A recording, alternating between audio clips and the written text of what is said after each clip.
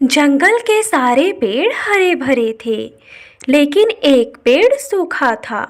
पक्षी उसकी टहनियाँ तोड़ तोड़ के ले जा रहे थे, बजाय उसकी देखभाल करने के।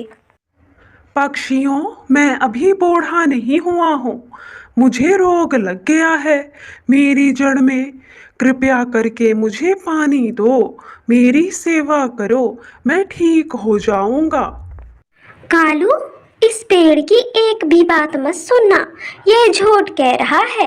ये सूखा पेड़ है। ऐसा मत कहो गौरी, मेरा इलाज करवा दो। मैं सेब देने वाला पेड़ हूँ। मैं बहुत जल्द ठीक हो जाऊंगा। तुम ये नाटक सिर्फ बचने के लिए कर रहे हो। तुम्हारी हालत देखकर नहीं लगता है कि तुमने कभी फल भी दिए होंगे। लेकिन कालू और गौरी उस पेड़ की एक भी बात नहीं सुनते हैं और उसकी टहनियाँ तोड़कर वहाँ से लेकर जाते हैं। वो पेड़ बहुत ही ज़्यादा उदास हो जाता है। उसके बगल वाला पेड़ कहता है, दुखी मत हो दोस्त, ऐसा तो हम पेड़ों के साथ हमेशा होता है। जब तक हम फल देने लायक हैं, तब तक लोग हमारी सेवा करते हैं। जब हम फल नहीं देते हैं, तो वैसे ही हमें छोड़ देते हैं लोग। लेकिन दोस्त, अभी मैं बूढ़ा नहीं हुआ हूँ। मेरे जड़ों में बस रोग लग गया है। वो पेड़ आपस में ऐसे ही बातें करते हैं। कालू भैया, ये आप लकड़ियाँ कहाँ से लाए? मैं तो इतनी दूर दूर जाती हूँ, पर मुझे कहीं पर भी लकड़ियाँ जल्दी नहीं मिलती हैं। अरे रानो, क्या तुम्हें पता नहीं है कि हमारे जंगल में एक पेड़ सूख गया है। हम तो वहीं से लकड़ियां तोड़ के ला रहे हैं। अब हमें दूसरे जंगल जाने की जरूरत नहीं है। क्या आप दोनों उस पेड़ की टहनियाँ तोड़ रहे हो? हाँ हाँ रानो, आखिर उस पेड़ का क्या होगा? अरे कालू भैया, वो सेब देने वाला पेड़ है। बस उसकी जड़ों में रोग लग गया था। आप उसके टहनियों को ऐसे तोड़कर ना लाएं। देखो रानो, अगर तुम्हें लकड़ियां नहीं लानी है तो मत लाओ। लेकिन हम तो उसी पेड़ से लकड़ियां लाएंगे पूरी सर्दी। इसी तरह जंगल के सारे पक्षी उस पेड़ की टहनियाँ तोड़कर लाने लगते हैं। रानो चिड़िया उस पेड़ के पास जाती है। चिड़िया, अब तो मैं पूरी तरह नष्ट होने वाला हूँ। कोई भी मेरी बात नहीं सुनता है कि मेरे जड़ में रोग लग गया है। हाँ पेड़ भैया, मैंने भी पक्षियों को समझाने की बहुत कोशिश की, पर कोई भी मेरी बात नहीं सुन रहा है। अगर जंगल में एक दो बार बारिश हो जाए तो मैं पहले के जैसे हरा भरा हो जाऊंगा। वो तो है पेड़ भैया, पर इस मौसम में बारिश नहीं होगी अभी। चिड़िया, क्या आप मेरा एक काम कर सकती हो? हाँ पेड़ भैया, अगर मेरे करने लायक होगा तो मैं जरूर करूँगी। बताइए क्या काम है? आप बूढ़े नीम के पास जाकर मेरी हालत के बारे में उन्हें बताना। वो कुछ न कुछ उपाय जरूर निकालेंगे। ठीक है पेड़ भैया, मैं अभी बूढ़े नीम के पास जाती हूँ। फिर रानो चिड़िया वहाँ से चली जाती है। तभी उसे तोता मिलता है। अरे रानो बहन, बहुत देर से मैं आपको ढूंढ रहा हूँ। मुझे बहुत जोरों की भूख लगी है। क्या आप मेरे साथ भोजन लेने दूसरे जंगल चलेंगी? लेकिन तोते भैया, मैं तो दूसरे जंगल बूढ़े नीम के पास जा रही हूँ। अरे रानो बहन, आप बूढ़े नीम के पास क्यों जा रही हैं? कोई परेशानी है? फिर रानो चिड़िया मिट्ठू तोते को सारी बात बताती है और वो दोनों दूसरे जंगल बूढ़े नीम के पास चले जाते हैं। अरे बच्चों, तुम दूसरे जंगल से आए हो इतनी दूर से। बताओ क्या काम है?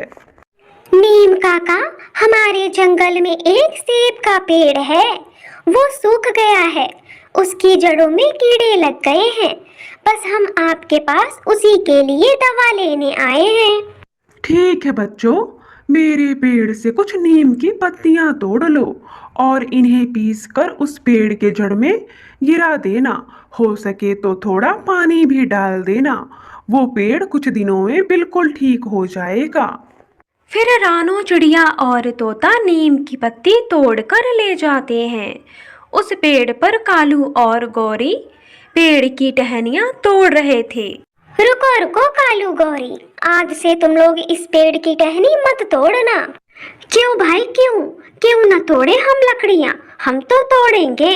देखती हूँ मेरा कोई क्या कर लेता है। देखो गौरी, हम इस पेड़ का इलाज करने जा रहे हैं। तुम लोगों को इस पेड़ की लकड़ियाँ नहीं तोड़नी है, मैं बता रही हूँ, नहीं तो ठीक नहीं होगा। अरे चिड़िया और तोते, पागल हो गए हो क्या तुम दोनों? ये पेड़ ठीक नहीं होगा, फालतू में तुम लोग ड्रामा मत करो।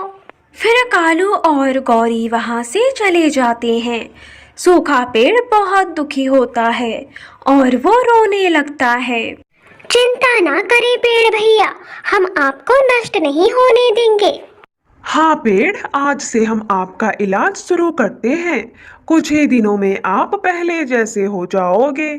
फिर चिड़िया और तोते मिलकर नीम की पत्तियों को पीसकर पेड़ के ऊपर डाल देते हैं और नदी से थोड़ा पानी लाकर पानी भी डाल देते हैं।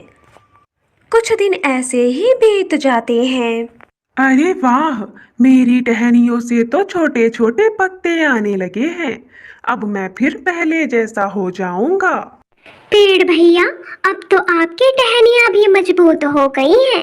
अब आपकी टहनियों को कोई नहीं तोड़ सकता है, इसलिए आप बेफिक्र रहिए। ऐसा कहकर रानू और तोते वहां से चले जाते हैं। ऐसे ही कुछ दिन बीत जाते हैं। उस पेड़ पर भी सेब आ जाते हैं और वो पेड़ पहले के जैसे हरा भरा हो जाता है। अरे दोस्त, बहुत बहुत बधाई हो। आप तो पहले के जैसे बिल्कुल हो गए हो और आप तो फलदार भी हो गए हो। हाँ दोस्त, मैं बहुत खुश हूँ और ये सब चिड़िया और तोते की वजह से हो पाया है। वो दोनों ऐसे बातें कर रहे थे, तभी वहां पर रानू चिड़िया और तोते आ जाते हैं। अरे वाह पेड़ भैया, अब तो आपके ऊपर ढेर सारे सेब लगे हुए हैं। हाँ चिड़िया और तोते, आप लोगों की वजह से आज मैं सेबों से भर गया हूँ। अब आप जितनी मर्जी उतने सेब खाना और अपने बच्चों के लिए भी लेकर जाना। हाँ पेड़ भैया, हमारे जंगल में भोजन की कमी हो गई है। अब हमारी भोजन की समस्या भी खत्म हो गई है। अब हम रोज यहीं से भोजन ले जाया करेंगे। मिट्ठू तोता और रानू चिड़िया फल लेकर जा रहे थे। तभी रास्ते में उन्हें गौरी कौवी और कालू कौवा मिलते हैं। अरे रानू बहन, तुम्हें इस जंगल में सेब कहाँ से मिल गए? हमें भी बता दो, उस जगह का नाम हम भी लेकर आएंगे वहाँ से। ये सेब तो उसी पेड़ के हैं जिस पेड़ को आप लोग तोड़े जा रहे थे। क्या कहा रानो? मुझे तो तुम्हारी बात पर विश्वास नहीं हो रहा है। मैं अभी जाकर देखती हूँ उस पेड़ को।